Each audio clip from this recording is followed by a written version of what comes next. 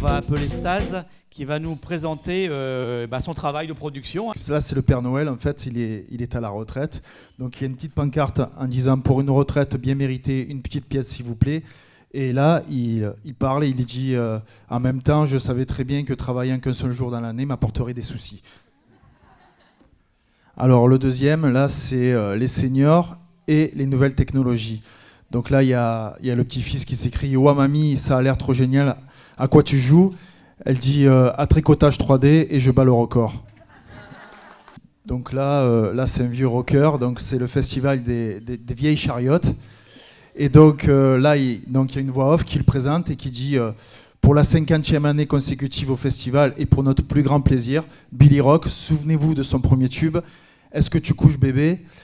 Il nous revient plus en forme que jamais avec sa nouvelle chanson Mets ta couche mémé, à toi Billy. Vous voyez que on a tous un regard sur cette période. Il peut être décalé, ou il peut être sérieux, ou il peut aussi être objectif, et des fois subjectif aussi. Il y a des jeunes, des moins jeunes, et on peut débattre et chacun peut prendre la parole. Moi, je voulais savoir si vous interveniez aussi à domicile ou si c'est seulement dans le cadre où vous proposez les activités pour les personnes âgées, donc, ou seniors, ou jeunes ou vieux retraités.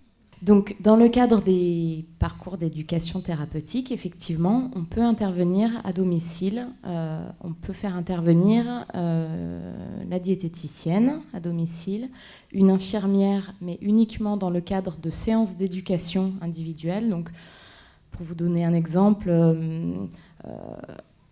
en séance individuelle, un patient qui va avoir des difficultés à utiliser son lecteur de glycémie, vous savez, cette petite boîte qu'on utilise, on se fait des petites piqûres au bout du doigt pour voir son taux de sucre dans le sang. Un patient qui va avoir des difficultés à l'utiliser, on va pouvoir faire intervenir une infirmière en séance dédiée à la maison pour justement discuter de cette question, manipuler le matériel, etc. Après, on va pouvoir intervenir sur des consultations individuelles aussi en diététique, où on part des besoins et des questions du patient par rapport à son alimentation, et puis on va essayer de travailler avec lui. L'objectif étant l'équilibre alimentaire, mais en fonction de ses possibilités aussi. Qu'est-ce que le patient souhaite changer ? Quelles sont ses envies ? Voilà, on part vraiment des besoins et du patient. Ça peut être aussi un outil pour accompagner la personne à sortir de chez elle. Quelqu'un qui va avoir du mal peut-être à être en lien avec une structure sociale ou quoi. On va pouvoir commencer par de l'individuel à domicile, mais on va essayer de tricoter avec elle pour après lui dire, mais vous savez, il y a le centre social à côté de chez vous qui fait telle activité, peut-être que ça serait intéressant pour vous d'y aller.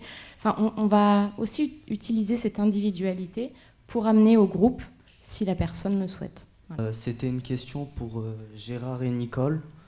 Ce qui vous a poussé à aller au centre, à part le fait que ça vous plaise, est-ce que c'est le fait d'essayer de combler le fait que vous soyez à la retraite et que vous n'ayez plus de vie active, ou bien ça n'a rien à voir ?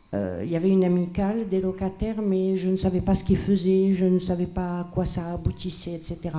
Donc j'ai décidé d'aller d'abord dans cette association-là.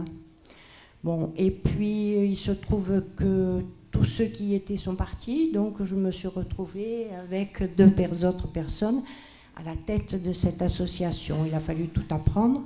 Et Eric nous a demandé si quelqu'un ne pouvait pas faire partie du centre pour qu'on puisse travailler ensemble.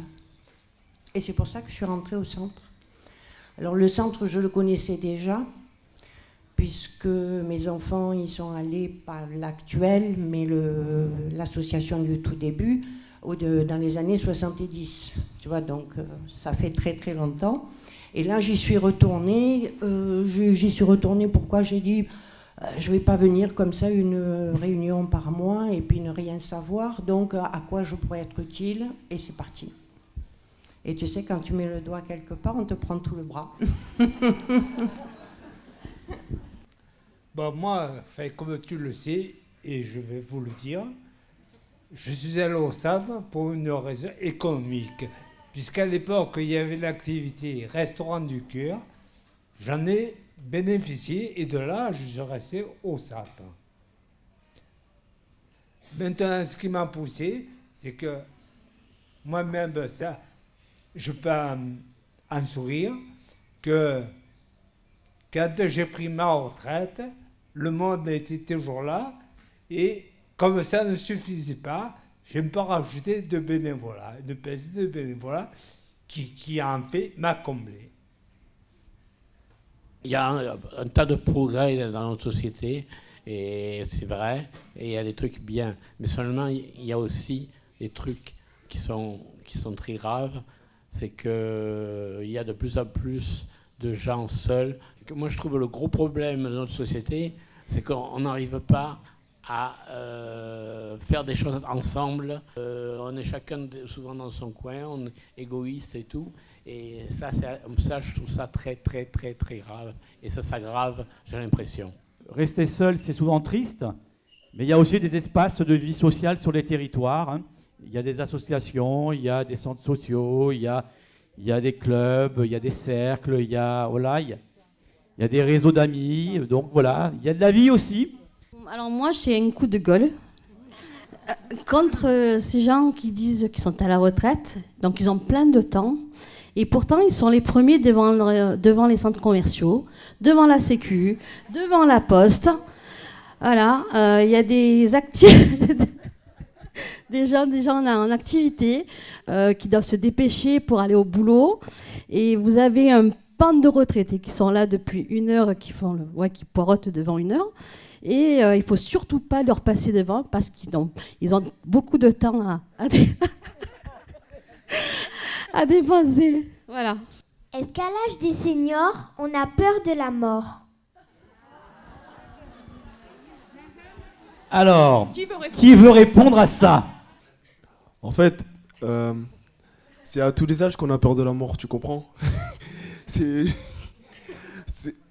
Quand on est senior, c'est sûr qu'on se rapproche de plus en plus vers la mort, mais ça peut arriver à tout moment pour les jeunes. Donc tu vois, c'est juste comme ça. Qu'on ait peur de tomber malade, d'avoir un handicap, mais la mort, c'est une chose tout à fait naturelle. On ne doit pas avoir peur de la mort. De toute façon, ça ne change rien. Que tu aies peur ou pas peur, elle est là. Je pense que ce qui fait plus peur que la mort, c'est la dépendance, la vieillesse, la maladie, plus que la mort. Voilà. Tant qu'on est en bonne santé, ben, on vit sa vie, qu'on soit jeune, vieux, on vit sa vie comme on peut, et voilà. Donc là, tu as introduit une autre notion, la question de la dépendance, hein, quand on devient dépendant d'autres personnes pour pouvoir vivre au quotidien. On ne l'a pas trop abordé dans notre Media Lab parce que c'est une question qui est c'est plutôt le grand âge, on va dire, là. Hein. Mais le grand âge existe aussi, c'est une autre période donc, de la vie. Je souhaiterais savoir ce que vous appelez le grand âge. Parce qu'ici, vous avez, je ne la nommerai pas, parce que ça, je la gênerai, qui va avoir 90 ans et qui, croyez-moi, elle est bénévole. Et elle y va, et elle bouge. Alors, qu'est-ce que vous appelez le grand âge? Alors, si c'est pour dire le grand âge des personnes qui sont malades, qui sont dépendantes, d'accord. Mais grand âge, ça me gêne. Vous avez raison. Aujourd'hui, on a tous finalement une sémantique par défaut. Mais en fait, nous sommes tous des êtres humains. Et puis bon, avec l'âge qu'on a. Après, c'est vrai que la différence, souvent, c'est par rapport à l'autonomie. Comment on se déplace, et on est mobile, on est indépendant, etc. Qu'on soit enfant, travailleur... pas travailleur, retraité, je pense que c'est important de prendre soin de soi et voilà, d'être en accord avec soi, avec son entourage, de prendre le temps et de s'accorder de prendre le temps et de se faire du bien. Voilà. Restons sur cette belle note de dire que la vie s'entretient au quotidien et que pour rester en forme, il faut aussi vivre de relations. Bonne soirée, merci à tout le monde.